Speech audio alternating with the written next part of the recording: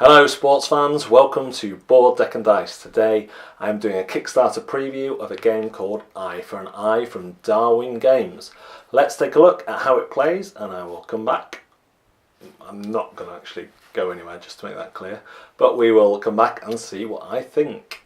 So this is Eye for an Eye. In Eye for an Eye you get 25 dice, I think, a load of health tokens which are given to players, then placed in a pool on one of the corners.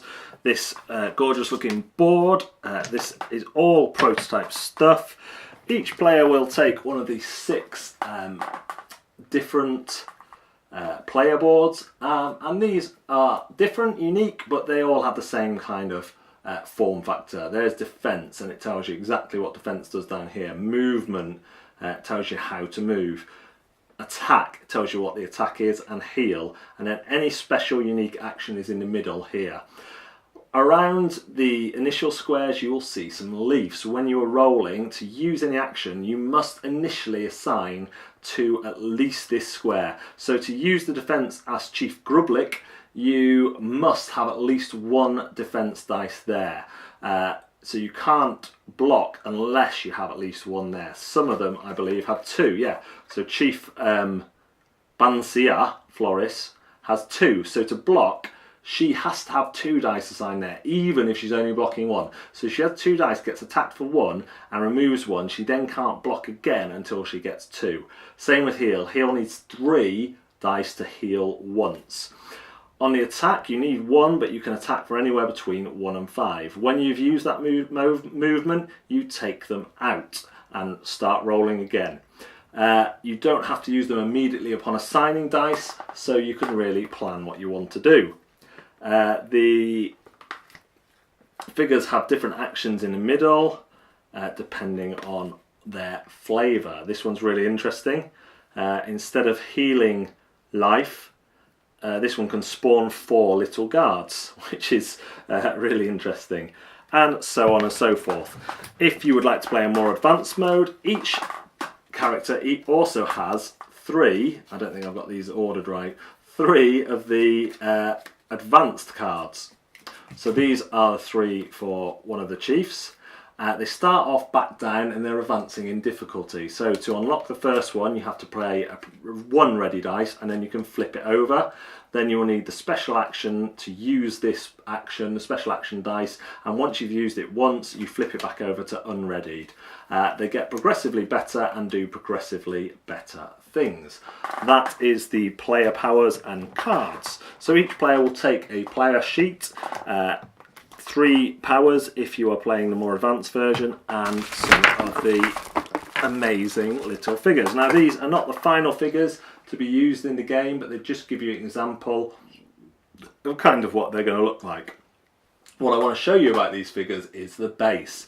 These bases are clever but simple.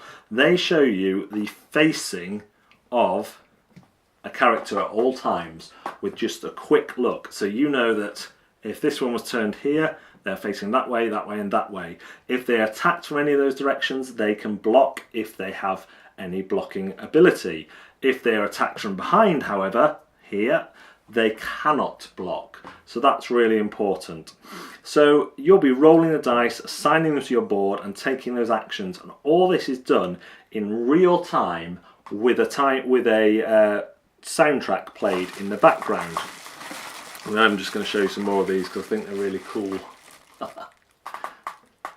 So you can have up to 4 players doing that. There's some usually unscalable terrain on the board, and the other important thing to note is when you use movement you can either use it to move forwards one of your facing, or to turn direction once.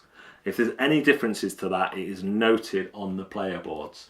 So you start the timer, you all start in one of the edges there, and you roll your dice, you assign them, and you go. Every time you hit someone when it isn't blocked, they have to take health equal to the hit that gets through and pop it in your cup. You all have a cup on the side. I don't think they're going to look like this in the final game.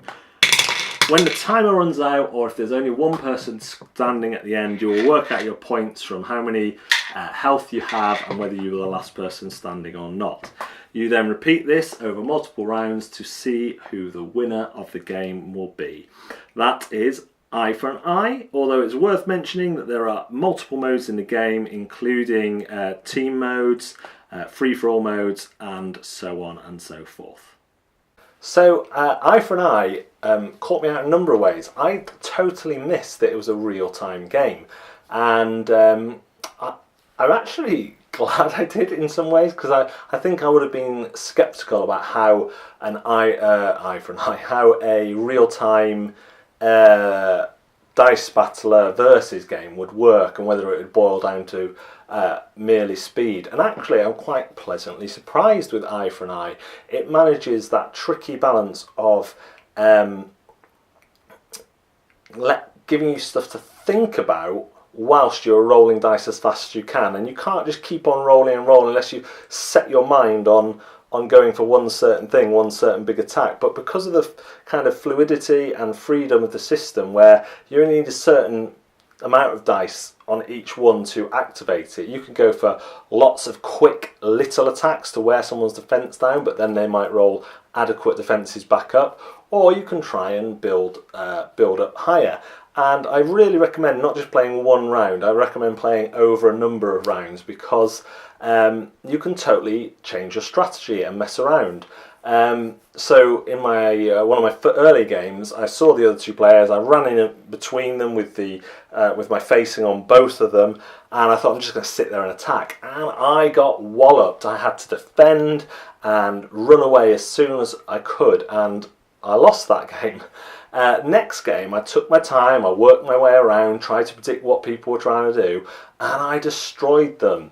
I like the individuality of the different units. The models are very good, but they are not the models that are going to be used, although they're very similar, they're from a previous game. And I like the uniqueness of them, especially with those 3 extra cards. There's some uniqueness on all of the cards, the base cards, but they generally operate the same way. But when you add in the 3 advanced cards for each character, that brings more uniqueness, which is great. I like the fact that these special abilities have to be reset once they've been used, so you can't just spam a really good ability. Movement is really important. It's handled really nicely with this. With these 3 arrows, the bases that have arrows built into them, basically, not just drawn on, but you know which way you're facing and which way is behind you instantly at any time. So that's also really good. With the prototype, it can be a little bit difficult at times to tell apart some of the models. I mean, it's only 5 minutes, and you should be aware of which one you are anyway. However, in the speed of it all, you look up, they've all got yellow bases, for example, in the models. So I would imagine they would add different colour bases, which will totally eradicate that problem. When you look at the models, they do look different to each other. So Eye for an Eye is not the deepest of strategy games, although there is strategy there, particularly from round to round. The system allows you the freedom to change what you're doing and try a different approach, and I had a lot of fun with it. It's definitely one of those games that is more fun than strategy, but there's definitely room for those games in every person's collection. I expected it to be like King of Tokyo in an arena, but what I really got was a versus version of Project Elite, which is a game I love. So I've been really happy with it. It goes to 4 players, 3 for all, or you can add in 2 more players and do various team games. And what else to say? Oh, the win mechanic of putting health in each other's cups. I really like that. It's annoying in one sense, but I think this is by design. It's annoying in the sense that you're rolling your dice, suddenly you get attacked and you're told you've lost health. You have to stop what you're doing, get your health cubes and put them in the other person's cup. So there is a kind of real-time effect of taking damage. You taking damage slows down your own march. So that really,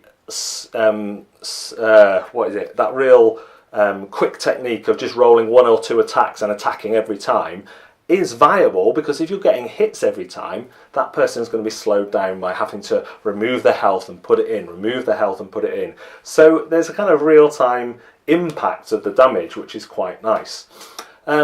Yeah, so if you're into real-time games, if you want a game that levels well for your family, but also has more advanced things you can add in with those advanced powers, then I think there's a lot to like here. It plays super quickly. The theme tracks that I've sampled so far, which aren't finished, are really thematic and funny and have their own little language going on them. And the attention to detail in the prototype is admirable and gives me every confidence that in the full retail version of this, the components will be fantastic. That is Eye for an Eye. Thanks very much for watching Board Deck and Dice. We will see you next time.